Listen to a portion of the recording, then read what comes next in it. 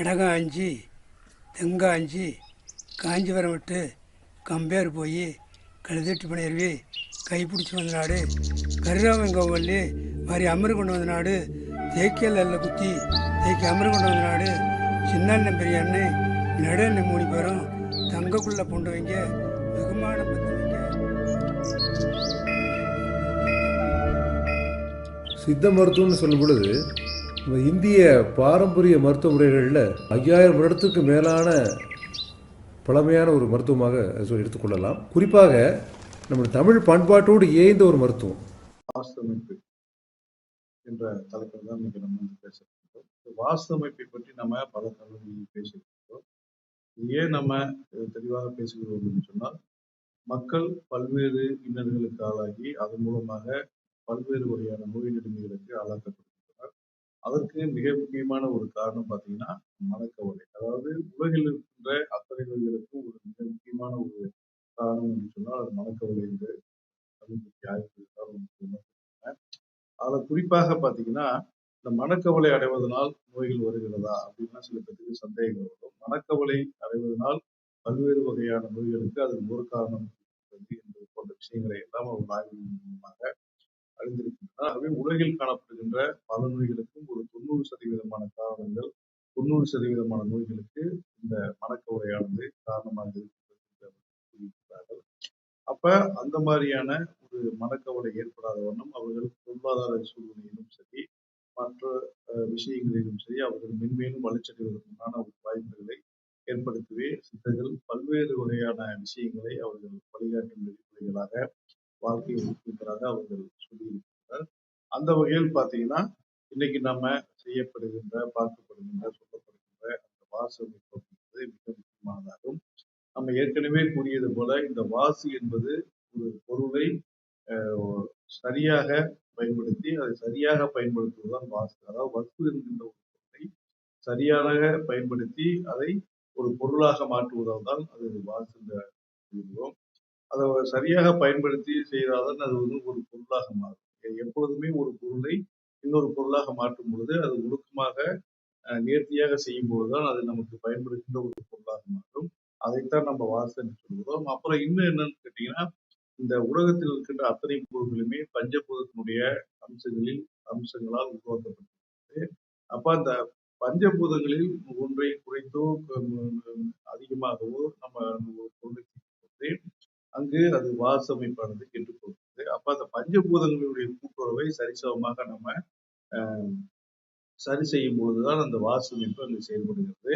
அதற்காகத்தான் சித்தர்கள் பல விஷயங்களை அவர்கள் சொல்லியிருக்கிறார்கள். இன்னைக்கு நம்ம அந்த வாசுல பார்க்கக்கூடிய மிக முக்கியமான விஷயம், நீங்க ஒரு இடத்துல வீடு கட்டுறீங்க அப்படின்னா அந்த வீட்டின் பக்கத்தில் என்ன மாதிரியான விஷயங்கள் இருக்கக்கூடாது, என்ன விஷயங்கள் இருக்கலாம், அப்ப வளர்ச்சிக்கு உண்டான விஷயங்கள் என்னென்ன அப்படிங்கிற விஷயத்தை தான் நீங்க நம்ம வந்து பார்த்துருக்கோம். அதிலும் குறிப்பாக பார்த்தீங்கன்னா இன்னைக்கு நம்ம ஒரு மனை வாங்குறோம் அப்படின்னு வச்சீங்கன்னா நம்ம பல்வேறு வகையான பரிசோதனைகளை அந்த மனை தேர்வு செய்வதற்கு முன்னே நம்ம அதை செய்ய வேண்டும் என்ற ஒரு சொல்கிறார். ஆகவே மனை வாங்கும் பொழுது பார்த்தீங்கன்னா அது சரியான ஒரு மனையாக இருக்க வேண்டும். அதாவது சதுரமாக இல்லாமல் அஷ்டகோணலாக இல்லாமல் அதே மாதிரி அது ஒரு வடிவமே இல்லாமல் இருக்கின்ற மனைகள் போட்டு வாங்கக்கூடாது. அது வந்து செவ்வக வடிவிலான மனைகளைத்தான் நம்ம தேர்வு செய்து வாங்க வேண்டும் என்று அவர் சொல்லியிருக்கிறார்கள். சில மனைகள்லாம் பார்த்தீங்கன்னா இந்த பக்கம் எழுந்துட்டு போயிருக்கும், அந்த பக்கத்துக்கு ஒரு அமைப்பே இருக்காது, சதுரமாக இருக்காது, செவ்வகமாகவும் இருக்காது, ஒரு வளைவாக இருக்கின்ற ஒரு அமைப்பெல்லாம் இருக்காது. அந்த மாதிரி மனைகளை நம்ம வாங்கக்கூடாது என்று அவர்கள் சொல்லியிருக்கிறார்கள். அப்புறம் இன்னும் ஒரு விஷயம் என்னன்னு கேட்டீங்கன்னா எப்படி மனைகள் நம்ம வாங்கினாலும் இந்த மனைகளை நம்ம தேர்ந்தெடுத்து நம்ம வீடு கட்டும் பொழுது செவ்வக வடிவில் அதாவது நீள் சதுரம் என்று அவர்கள் சொல்லியிருக்கிறார்கள். அந்த செவ்வக வடிவில் அந்த மனையை அமைத்துக் கொள்வதுதான் சாலச்சிறந்தது என்று அவர்கள் சொல்லியிருக்கிறார்கள். அப்ப அந்த மனை இடம் தேர்வு எப்படி அப்படின்னு பார்த்தீங்கன்னா உங்கள் மனையினுடைய பக்கத்தில் அதாவது தெற்கு பக்கமாக இருந்தாலும் சரி தென்மேற்கு பக்கம் அல்லது மேற்கு பக்கம் இது 3 திசைகளிலும் அதற்கு அடுத்தால் போல் ஏரிகளோ குளங்களோ குட்டைகளோ கிணறுகளோ ஒரு 3 அடிக்கு பக்கத்துல இல்லாதவாறு பார்த்துக் கொள்ள வேண்டும். அப்படி 3 அடிக்கு பக்கத்துல இருந்தது அப்படின்னா அந்த மனைகள் உங்களுக்கு வாசு அமைப்பின்படி அது சரியில்லாத மனைகளாக இருக்கும். அப்ப அதில் குடியிருப்பவர்களுக்கு பல்வேறு வகையான உபாதைகள் ஏற்படக்கூடிய ஒரு வாய்ப்பு இருக்கின்றது. அதே மாதிரி வளர்ச்சிப்படக்கூடிய ஒரு தன்மையை அந்த மனையில் குடியிருப்பவர்களுக்கு ஏற்படாது. இதுதான் மிக முக்கியமான விஷயம். இதற்கெல்லாம் சில பரிகாரங்கள் இருக்கின்றன. அப்படி மனை வாங்கிட்டோம் தெரியாத்தனமா, சரி என்ன பண்றது? ஒண்ணும் விற்க முடியாது. அங்கதான் குடியிருந்தாகணும். அப்படிங்கிற சூழ்நிலை வீடு கட்டியாச்சுன்னு வச்சுக்கங்களேன். அப்ப அதற்குண்டான பரிகாரங்கள் எல்லாம் இருக்கின்றது. அதை நம்ம போக போக நம்ம பண்றோம். அடுத்தபடியாக இந்த வடக்கு திசையில், கிழக்கு திசையில், வடகிழக்கு திசையில் அது மாதிரியான ஏரிகள், குளங்கள், கிணறுகள், பள்ளங்கள் இது மாதிரியான இருந்துச்சுன்னா அந்த மனை மென்மேலும் வளர்ச்சி தரக்கூடிய ஒரு மனையாக இருக்கும். அது வாழுகிறவர்களுக்கு ஆரோக்கிய அதிகமாகவும், அதே மாதிரி அதிகமான பொருளாதாரமும் மேம்படக்கூடிய ஒரு வாய்ப்புகள் எல்லாம் இருக்கின்றது. அதனால நம்ம வடகிழக்கு பக்கம், வடக்கு பக்கம், கிழக்கு பக்கம் நமக்கு பக்கத்தில் அருகாமையில் ஏரிகளோ, குளங்களோ, குட்டைகளோ, பள்ளங்களோ, கிணறுகளோ எதுவாக இருந்தாலும் அந்த மனையை நம்ம தேடி பிடித்து வாங்கி கொள்ளலாம். ஏன்னு சொன்னால் அது நமக்கு அந்த இடத்தில் வாஸ்து நமக்கு ஒரு பாசிட்டிவ் எனர்ஜியை கொடுக்கக்கூடிய ஒரு விஷயமாக அந்த அமைப்புகள் இருக்கக்கூடாது. ஆனால் எக்காரணத்தை கொண்டும் தெற்கு மூலை தெற்கு பக்கமோ அல்லது மேற்கு பக்கமோ அல்லது வடமேற்கு தென்மேற்கு பக்கமோ அந்த பள்ளங்கள், குட்டைகள், குளங்கள், ஏரிகள் 100 அடி தூரத்தில் இருக்குமாறு நாம் வந்து வாங்கக்கூடாது. புரியுதுங்களா? அப்புறம் இன்னும் சில விஷயம் என்னன்னு கேட்டீங்கன்னா, சில பேர் அந்த மனையை வாங்கிடுவாங்க. வாங்கிட்டு அந்த இடத்துல வீடு கட்டலாமா, வேண்டாமா அப்படின்னு யோசனைலாம் அவர்களுக்கு பல்வேறு நேரங்கள் ஏற்படும். அதுக்கு நாம் என்ன சொல்லுகிறோம் என்று சொன்னால், தென்மேற்கு திசையிலோ அல்லது மேற்கு திசையிலோ அல்லது தெற்கு திசையிலோ அவர்கள் அந்த மாதிரியான அமைப்புகள் இருந்ததுன்னா, பள்ளங்கள் இது மாதிரியான அமைப்புகள் ஏதாவது இருந்தது அப்படின்னா, நீங்கள் அந்த மனையை கட்டும் பொழுது உடனடியாக அது வந்து மதில் சுவர் கட்டிவிட்டு நீங்கள் அந்த பகுதியில் மதில் சுவரை எழுப்பி வீடு கட்டும்போது உங்களுக்கு அது அந்த தோஷம் உங்களுக்கு ஏற்படாது. அப்ப உங்களுக்கு அந்த வாஸ்து அமைப்பு அங்க கரெக்டாக இருப்பதாக நம்ம நினைத்துக் கொள்ளலாம். ஏனென்றால் அப்ப மதில் சுவர் கட்டும் பொழுது அது உங்களுக்கு அந்நியப்பட்டு போகிறது. அதனுடைய ஏரிகளோ, குளங்களோ, குட்டைகளோ அந்த பகுதியில் இருந்தாலும் உங்களுக்கு அதனுடைய தோஷம் இந்த வீட்டிற்கு அடிக்காது. ஏன்னு சொன்னால் நீங்கள் அந்த அமைப்பின் அந்த மனையில் நீங்க வீடு கட்டிங்கன்னு சொன்ன மதில் சுவர் கட்டாமல் நீங்க வீடு கட்டிங்கன்னு சொன்னால் அந்த வீட்டை கட்டி முடிப்பதற்கு உங்களுக்கு பல்வேறு வகையான சிக்கல்கள் எழக்கூடிய ஒரு வாய்ப்பு இருக்கிறது. அதனால்தான் நாம் சொல்லுகிறோம் அந்த வீட்டை கட்டுவதற்கு முன்பு ஒரு மதில் சுவரை நம்ம காம்பவுண்டை போட்டுட்டு நம்ம கட்டும்போது உங்களுக்கு அது எந்த விதமான பிரச்சனையும் ஏற்படக்கூடிய வாய்ப்புகள் எல்லாம் இல்லை. அது மாதிரியான பார்த்தீங்கன்னா அது காம்பவுண்டு சுவர் அது உங்களுக்கு தடுத்து விடும். அதுக்காக தான் காம்பவுண்டு சுவருடைய முக்கியத்துவம் பற்றி நம்ம பல காணொலிகளை நாம் பேசியிருக்கின்றோம். ஆகவே அப்படி காம்பவுண்டு சுவர் கட்டிட்டு அந்த வீட்டை கட்டலாம். அதில் எந்த விதமான தோஷம் ஏற்பட போவதில்லை. வீடானது வேகமாக மலமள வந்து வளருகின்ற ஒரு தன்மை இருக்கும். சரி ரைட் இப்படி கட்டிட்டோம். உங்க உங்க பிளாட்டுக்கு பக்கத்துல அதாவது தென்மேற்கு மூலையிலோ அல்லது வடக்கு தெற்கு மூலை தெற்கு பகுதியிலோ அல்லது மேற்கு பகுதியிலோ ஏற்கனவே வீடு நிறைய பில்டிங் ஆயிடுச்சுன்னு வச்சுக்கோங்களேன். அப்ப நீங்க அதுக்கு அந்த பக்கம் ஏரிகளோ, குளங்களோ, குட்டைகளோ இருந்தாலும் உங்களுக்கு அது எந்தவித தோஷமும் அது கிடையாது. அந்த மனைகளை வாங்கி நீங்க தாராளமாக கட்டடங்கள் கட்டலாம். எந்த பிரச்சனையும் ஏற்படாது. உங்களுடைய கட்டடம் வேகமாக வளருகின்ற ஒரு தன்மை இருக்கு. புரியுதுங்களா? சரி ரைட்டுங்க. இப்ப நீங்க அந்த மாதிரியான திசைகளை நீங்கள் வாங்குறீர்கள். அது உங்களுக்கு அந்த வேகமாக அந்த மனையில் வீடு கட்டுவதற்குண்டான ஒரு வாய்ப்பு ஏற்படும். அந்த மாதிரி இருக்கலாம். சரி ரைட். இப்ப கிழக்கு பகுதியில் நீங்கள் அந்த ஒரு காலிமனை இருக்கிறது, மேற்கை ஒட்டி இருக்கிறது. அந்த காலிமனையை வாங்கியிருக்கிறோம். அதுக்கு உங்கள் மனைக்கு கிழக்கு பகுதியில் நிறைய இடங்கள் இருந்தது. அந்த இடங்களை மற்றவர்கள் வாங்கி வீடு கட்டுகிறான்னு வச்சுக்கோங்களேன். அப்படி வீடு கட்டும் பொழுது உங்களுடைய மனையில் நீங்கள் வீடு கட்டும் பொழுது அந்த மனை வீடு கட்டுகின்ற அந்த வேலையானது விட்டு விட்டு தான் நடக்கும். வேகமாக வளருகின்ற ஒரு தன்மை ஏற்படாது. சீக்கிரம் அந்த வீட்டை வந்து வேலையவே முடிக்க முடியாது. ஏன்னு சொன்னால் இந்த பகுதி உங்களுக்கு பள்ளம் நிறைந்த பகுதியாக இருக்கின்றது. மற்ற பகுதிகளில் அது பில்டிங் கட்டி அது உயரமான பகுதிகளாக அவர்கள் அதனால் அப்ப இந்த பகுதியை நீங்கள் கட்டும் பொழுது அதை கட்டுவதற்கு அது விடாத ஒரு தன்மையை அது வந்து ஏற்படுத்தும். ஆகவே நம்ம ஏன்னு சொன்னால் அந்த பக்கத்து பில்டிங்கினுடைய தோஷமானது இந்த பில்டிங்கோட தோஷமாக மாறிவிடும். அதனால் நம்ம அது எப்பாடுபட்டாவது அதற்காக கட்ட முடியாது என்று நம்ம சொல்ல முடியாது. புரியுதுங்களா? அது கட்ட முடியாது என்று சொல்ல முடியாது. அதற்கும் சில பரிகாரம் இருக்குது. அதுக்கு நம்ம என்ன செய்யணும் அப்படின்னா அதுக்கு நமக்கு ஒரு மதில் சுவர் ஏற்கனவே நம்ம சொன்ன மாதிரி ஒரு காம்பவுண்ட் நல்ல ஒரு காம்பவுண்டை போட்டு நம்ம கட்டும் பொழுது வடக்கு பார்த்த வாசலாக ஓப்பனாக விட்டுட்டு மற்ற இடத்துல நம்ம உயரமான ஒரு காம்பவுண்ட் அதாவது அந்த காம்பவுண்டுக்குள்ள இருந்து பார்த்தா வெளியே இருக்கிற எந்த விஷயமும் தெரியாத அளவுக்கு அந்த காம்பவுண்டை நாம கட்டி விட வேண்டும். அப்படி கட்டி விடும் பொழுது உங்களுக்கு அந்த வீட்டு வேலையானது மனமளவில் நடக்கக்கூடிய ஒரு வாய்ப்பு இருக்குது. ஆனால் இது ஒரு மிக முக்கியமான விஷயம் என்னவென்று சொன்னால் நீங்கள் கிழக்கு பக்கம் இருக்கிற அந்த பில்டிங்ல வந்து ஒரு ஃப்ளோர் வச்சு கட்டணும்னு வச்சுங்களேன், நீங்க அதுக்கு மேல உயரமா கொஞ்சம் கட்டுனீங்களா தான் உங்களுடைய பில்டிங்குடைய வாசமைப்பு நல்லபடியாக இருக்கும். இல்லை என்று சொன்னால் அந்த பில்டிங்குடைய தோஷம் உங்கள் பில்டிங் மீது படக்கூடிய ஒரு வாய்ப்புகள் எல்லாம் இருக்கின்றது. ஆகவே அந்த மாதிரியான அவர்களுடைய பில்டிங்கை விட கொஞ்சம் உயரமா கட்டுறதுனால தான் நல்லா நல்ல ஒரு வாசமைப்பாக இருக்கும். அதுக்காக நம்ம கட்டிவிட்டு பில்டிங் எப்படி திரும்ப திரும்ப கட்டி கொண்டிருப்பது அப்படின்னு நீங்க நினைக்கலாம்.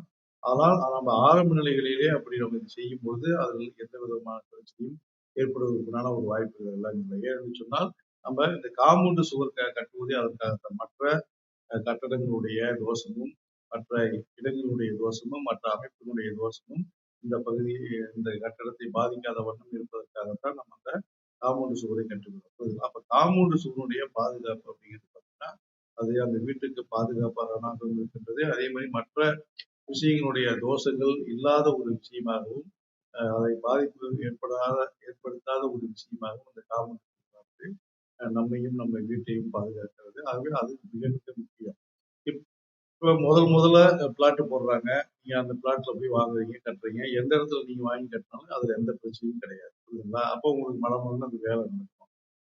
பிளாட்ல வந்து வாங்கி நிறைய வீடுகள் ஆனதுக்கு அப்புறம் அது எந்த இடத்துல வீடு கட்டுறாங்க, எப்ப நமக்கு எந்த திசையில் அது இருக்கிறது என்பதெல்லாம் அனுசரித்தே தான் இந்த பில்டிங்குடைய வேலை மளமளவென்று நடக்கும், வேகமாக நடக்கும். இல்லை என்று சொன்னால் அது வேகமாக நடக்காது. புரியுதுங்களா? ஏன்னா அதெல்லாம் பார்க்கணும். அதுக்காகத்தான் ஒரு மனை தேர்வு என்று அமையும் பொழுது பல நபர்கள் அதை பார்த்துவிட்டு அதை அலசி ஆராய்ந்து அதுக்கு தான் மனைவி அவங்க வந்து கரையை வாங்குவாங்க. புரியுதுங்களா? சில பேர் அது வாசுப்படி அவர்களுக்கு தெரியாத விஷயம் இருப்பதன் காரணமாக சில பேர் எதையும் பார்க்காம வாங்கிடுவாங்க. அதனாலதான் நிறைய பேர் பார்த்தீங்கன்னா வாசு சரியில்லாத மனையை டக்குன்னு விற்க முடியாது. புரியுதுங்களா? அப்படியே விற்க முடியாதுன்னா ரொம்ப நாள் இழுத்துக்கிட்டே போகும். அப்ப அந்த வாசுனுடைய சாராம்சம் தெரியாத ஒரு நபர்கள் மாட்டாங்கன்னு வச்சுக்கோங்களேன், டக்குன்னு வித்துருவாங்க. இது மாதிரிதான் இப்பொழுதெல்லாம் நடக்கிறது. ஆனா நாம எப்படியே இருந்தாலும் சரி, இதை பற்றிய பொதுவான அறிவு நமக்கு தேவை. எப்பொழுதும் சமுதாயத்தில் என்னென்ன விஷயங்கள் இருக்கின்றதோ அந்த விஷயங்களை எல்லாம் நமக்கு பொதுவான அறிவு தேவை. அப்படித்தான் அந்த அறிவு பெற்றிருந்தால்தான் நம்ம அந்த மாதிரியான மனைகளை வாங்கி வீடுகளை கட்டி நம்ம வாழ முடியும். இதுதான் மிக முக்கியமான ஒரு விஷயம். இப்ப எனக்கு தெரிஞ்ச நபர் எல்லாம் பாத்தீங்கன்னா பக்கத்து வீடு கட்டியிருப்பாரு.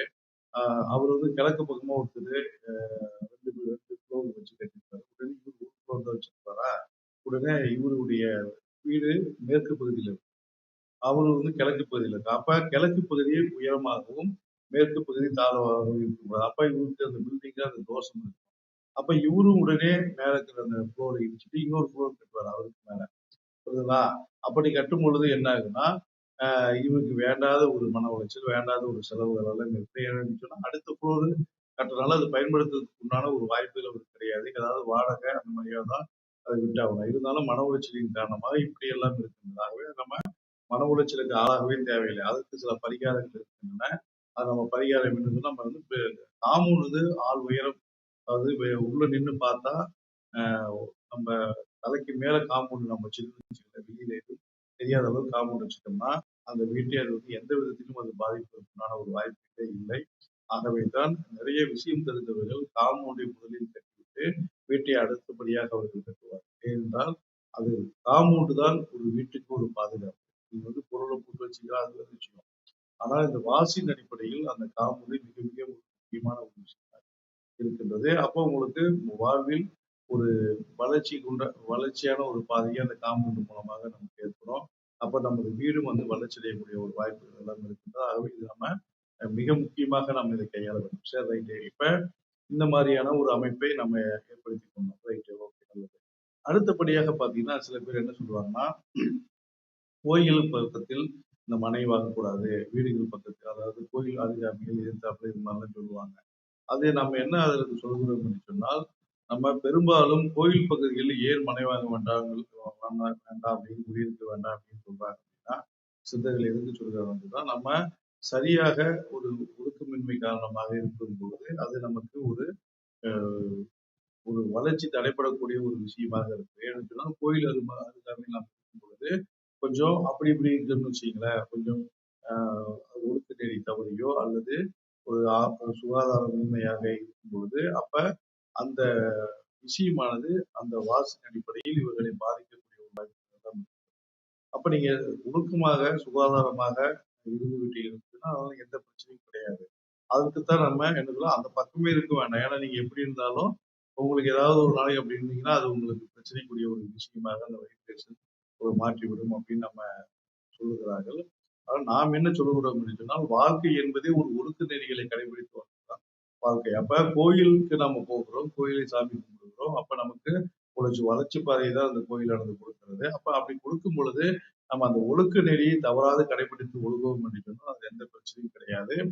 ஆனால் நம்ம பெரும்பாலும் அந்த கோயிலுடைய அருகாமையில், கோயிலுடைய சுற்றி இருக்கின்ற அந்த பகுதிகளில் நாம மேக்சிமம் தவிர்ப்பது நமக்கு நல்லது. ஏனென்று சொன்னால் அதற்கு எண்ணற்ற நபர்கள் அங்கு வருவார்கள். பல்வேறு வகையான விஷயங்கள் அங்க நடக்கும். அதனால பல்வேறு வகையான அஹ், நெருடல்கள் ஏற்படக்கூடிய வாய்ப்புகள் எல்லாம் இருக்கின்றது. ஆனால் மேக்சிமம் அந்த மாதிரி விஷயங்களை நாம் தவிர்த்துக் கொள்ள வேண்டும் என்று அவர் சித்தர்கள் தெளிவாக கூறியிருக்கிறார்கள். அதே மாதிரி பார்த்தீங்கன்னா, இந்த மாதிரியான அஹ், அதாவது கேளிக்கை கேளிக்கை இடங்கள், இது மாதிரியான இடங்கள் இப்ப அருகாமையில நம்ம அது மாதிரி பிரச்சனை எந்த ஒரு ஏற்படாது. அப்ப அந்த இடத்துல நம்ம ஒரு பிரச்சனையும் கிடையாது அப்படிலாம் அவங்க சொல்லியிருக்காங்க. ஏன்னு சொன்னா சில பேர் பார்த்தீங்கன்னா, அந்த சினிமா தியேட்டருக்கு அருகில் நம்ம இடத்தை வாங்கக்கூடாது அப்படின்னு சில பேர் சொல்லியிருப்பாங்க. அது எந்த பிரச்சனையும் கிடையாது. ஆனா அவரவர்களுடைய வசதிக்கேற்ப அவர் சொல்வது என்னன்னு சொன்னால், சினிமா கொட்டகையில் வந்து உங்களுக்கு சவுண்ட் அதிகமாகக்கூடிய வாய்ப்பு இருப்பதால், அது வந்து சவுண்ட் நியூசன்ஸ் அதிகமா இருக்கிறது காரணமாக அப்படி சொல்லுவாங்க. அதுல எந்த பிரச்சனையும் இல்லை புரியுதுங்களா? ஆனா நாம மேக்சிமம் அமைதியாக வாழ வேண்டும் என்று சொன்னால் அதையெல்லாம் தவிர்த்துடணும். சினிமா கொட்டகை பக்கத்துல நம்ம வாழ்றதை காட்டிலும் என்றால் எப்பொழுதும் ஒரு 4 ஷோ ஓடிக்கிட்டு இருந்துச்சுன்னு வச்சுக்கங்களேன், எப்பொழுதும் உங்களுக்கு நாய்ஸ் தான் உங்களுக்கு வந்துகிட்டே இருக்கும். சத்தம் வீட்டுக்கு கேட்டுக்கிட்டே இருக்கும். நீங்க சினிமா தியேட்டருக்கு அருகாமையில் உள்ள வீடுகளை எல்லாம் பாருங்க உங்களுக்கு. அப்ப அந்த மாதிரியான சுச்சுவேஷன் தான் ஏற்படும். அப்போ உங்களுக்கு எப்பொழுதுமே ஒரு திங்கிங்கான மனநிலையை நம்ம இருக்க முடியாது. அந்த சவுண்ட் கேட்டுக்கிட்டே இருக்கும். அந்த கதை வரலாம். அதுவும் இன்னும் ஃபர்ஸ்ட் ஷோ, செகண்ட் ஷோல வந்தீங்கன்னா டோர்லாம் ஓப்பன் பண்ணி விட்டுருவாங்க. அப்படி ஓப்பன் பண்ணி விடும்பொழுது உங்களுக்கு அந்த நாய்ஸ் அதிகமா கேட்டுட்டே இருக்கும். அப்ப நீங்க உங்களுடைய ஒர்க்க நீங்க வந்து திங்க் பண்ணிட்டே இருக்க முடியாது. ஏன்னா அமைதியான சூழ்நிலையில் தான் மனம் அமைதியான ஒரு நிலை அடையும். அப்ப அந்த அமைதியான சூழ்நிலையில் உங்களுக்கு நிறைய திங்கிங் வரும். அ எந்த ஒரு தொழில் ரீதியாகவோ அல்லது மற்ற விஷயங்களையோ திங்க் செய்வதற்கான ஒரு வாய்ப்புகள் எல்லாம் இருக்கும். எப்பொழுது பார்த்தாலும் ஒரு சவுண்ட் இருந்துகிட்டே இருந்துச்சுன்னு வச்சுக்கங்களேன், அதை நீங்கள் கேட்கக்கூடிய ஒரு வாய்ப்பு ஏற்படும். அப்படி கேட்கும் பொழுது உங்களுக்கு உங்களுடைய சொந்த திங்கிங் பவர் இல்லாம போயிடும். ஆகவே அந்த மாதிரியான இடங்களை நாம் வந்து தவிர்க்க வேண்டும். அதே மாதிரி கெடுதலான விஷயங்கள் நடக்கின்ற அந்த இடங்கள், அதே மாதிரி சில சில இடங்களில் எல்லாம் நம்ம வாங்கக்கூடாது அப்படின்னு சொல்லுவாங்க. அதே மாதிரி மூளைக்குத்து வருகின்ற இடங்கள், அந்த தெருக்களுடைய மூளைக்குத்துகள் வருகின்ற இடங்கள், இது மாதிரியான இடங்கள்லாம் வாங்க வேண்டும் என்று சொல்லுவார்கள். ஆகவே எதுவாக இருந்தாலும் நம்ம காம்பவுண்டு போட்டுட்டு நம்ம கட்டும்போது உங்களுக்கு எந்த பிரச்சனையும் ஏற்படாத ஒரு வாய்ப்பு இருக்கின்றது. ஆகவே இதை நம்ம கவனத்தில் கொள்ள வேண்டும். ஆகவே இப்படி நம்ம அந்த மனைகளை தேர்வு செய்து நம்மை பாதுகாப்பை கருத்தில் கொண்டு மதில் சுவர் காம்பவுண்ட் இது மாதிரியான விஷயங்களை நாம் இருக்கும்போது அதில் உங்களுக்கு எந்த விதமான பிரச்சனைகளும் ஏற்பட வாய்ப்புகள் இருக்கின்றது. அடுத்தபடியாக நம்ம பார்க்க இருக்கின்ற மிக முக்கியமான ஒரு விஷயம், இப்ப நம்ம காம்பவுண்டுன்னு நம்ம சொல்லிட்டோம் இல்லைங்களா?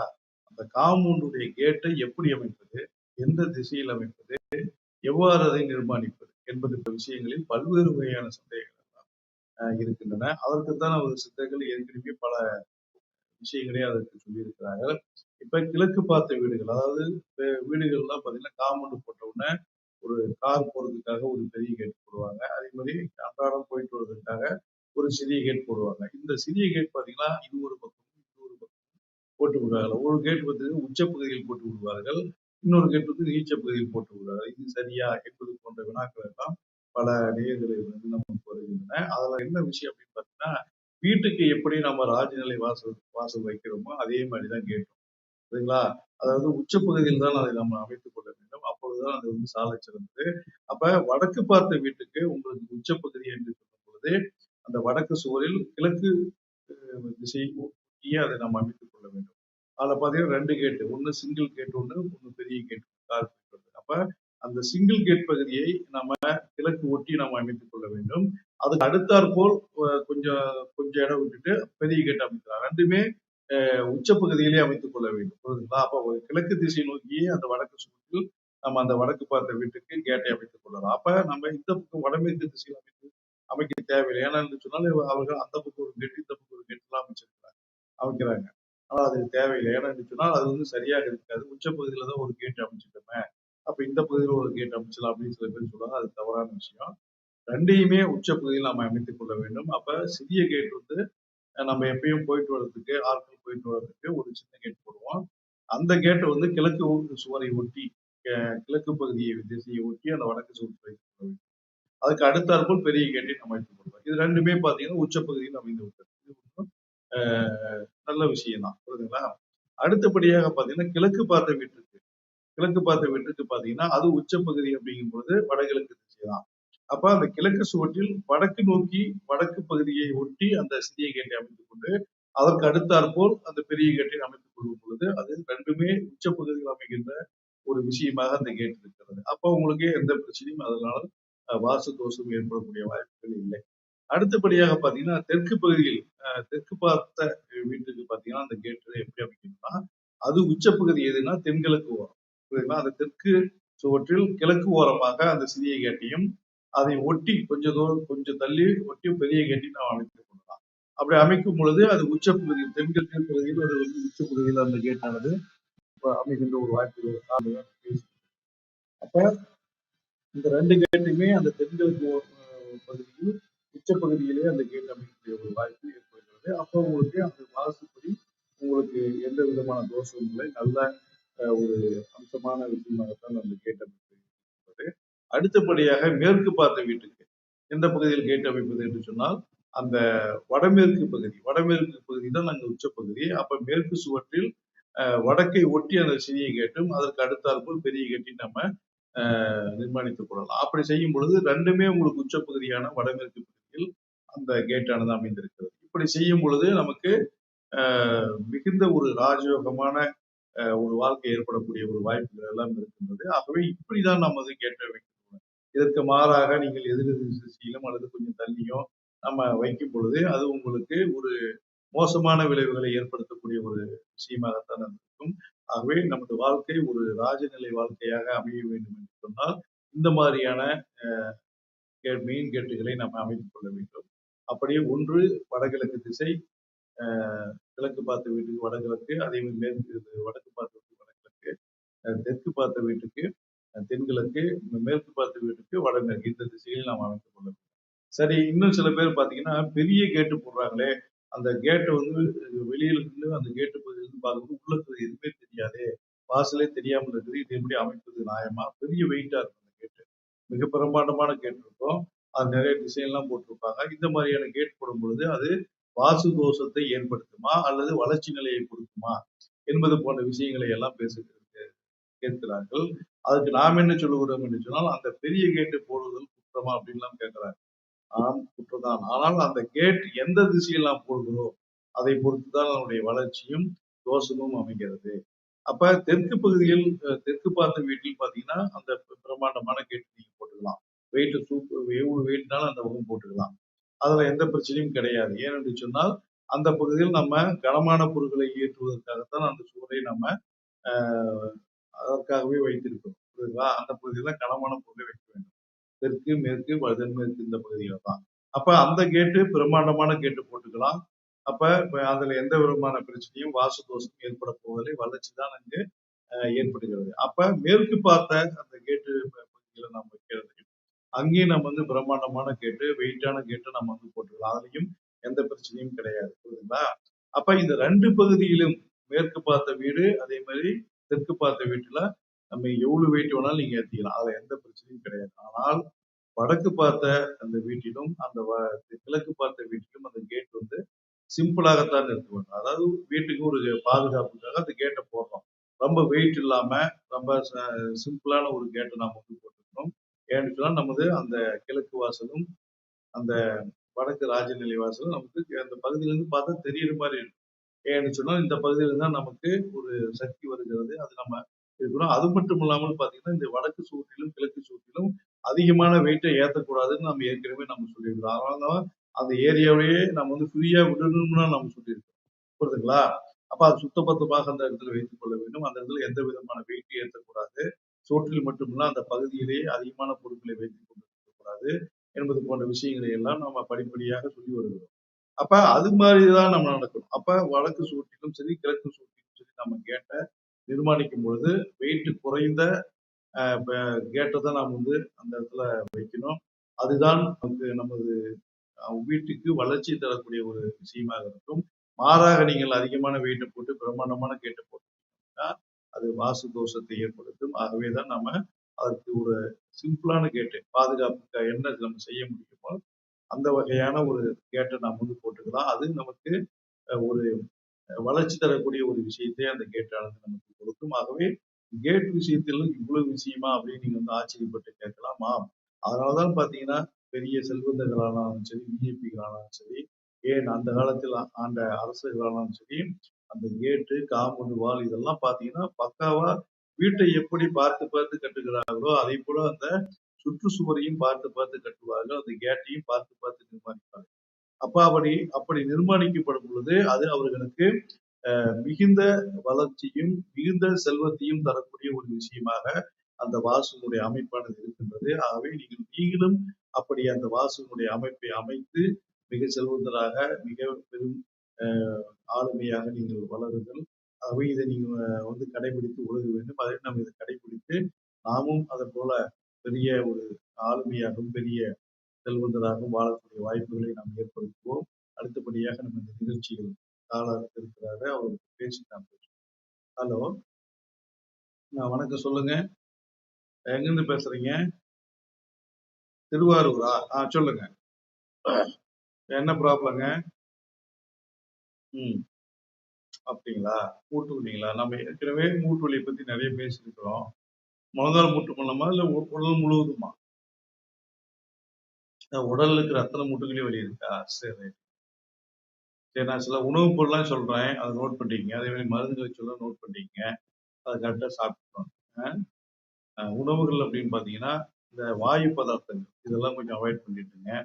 அதே மாதிரி புளிப்பு, ஆமா, பேக்கெட் செய்யப்படுகின்ற தின்பண்டங்கள், ரெடிமேட் உணவுகள், ஃபாஸ்ட் ஃபுட் ஐட்டங்கள் இதெல்லாம் கொஞ்சம் அவாய்ட் பண்ணிடுங்க. அடுத்தபடியா பார்த்தீங்கன்னா, அசைவத்துல வெள்ளாட்டுக்கறி, காடை, கௌதாரி இது மட்டும் சாப்பிடுங்க. குடிக்கிறது எல்லாமே சுடு தண்ணியா பயன்படுத்துங்க. அப்புறம் மருந்துகள் அப்படின்னு பார்த்தீங்கன்னா, வாதநாராயண சூரணம், முடக்கத்தான் சூரணம், அயகாந்த செந்தூரம் இது 3யும் வாங்கிட்டு காலையில ஒரு வேளை, இரவு வேளை ஒரு வேளை ஒரு ஸ்பூன் கலந்து தேன்ல கலந்து சாப்பிடுங்க. அதே மாதிரி பார்த்தீங்கன்னா, தாண்டிக்காய் சூரணம் காலையில ஒரு ஸ்பூன், இரவு வேளையில ஒரு ஸ்பூன் சுடுதண்ணில கலந்து சாப்பிடுங்க. அதே மாதிரி வாதகேசரி தைலம் ஒரு தைலம் இருக்கு. அந்த தைலத்தை இரவு வேளையில சூடு பண்ணி அந்த வலி இருக்கிற அந்த மூக்கெல்லாம் தேய்ச்சி விடும். ஏதாவது டவுட் இருந்தா எனக்கு ஃபோன் சரிங்களா? ஓகே. அடுத்தபடியாக இன்னொரு கால் இருக்காரு. ஹலோ, வணக்கம் சொல்லுங்க. நீங்க தூத்துக்குடிங்களா? சொல்லுங்க. ஆ அப்படியா? உடம்பு ஃபுல்லா அரிப்பா இருக்கா? சரிங்க. சரி, சரி. நான் அது உணவுலாம் சொல்றேன், மருந்துகள சொல்றேன். நோட் பண்ணிக்கங்க. ஆமா, இடையில ஏதாவது டவுட் இருந்தாலும் எனக்கு ஃபோன் பண்ணுங்க. ஒண்ணும் பிரச்சனை இல்ல. ஆமா. மருந்து உங்களுக்கு கடைகள்ல நான் சொன்ன மருந்து கிடைக்கலையோ, கிடைக்காட்டினாலும் சரி, அல்லது வேறு மருந்துகள அவங்க ஏதாவது குடுத்தாலும் சரி, எதா இருந்தாலும் எனக்கு ஃபோன் பண்ணுங்க. ஆமா. உங்க நோய பத்தி விளக்கம் இருந்தாலும் சரி, ஏன்னா இப்ப நாங்க இந்த நிகழ்ச்சியில கொஞ்சம் பிரீஃபா உங்களுக்கு சொல்றோம். அத நீங்க கேட்டுக்கங்க.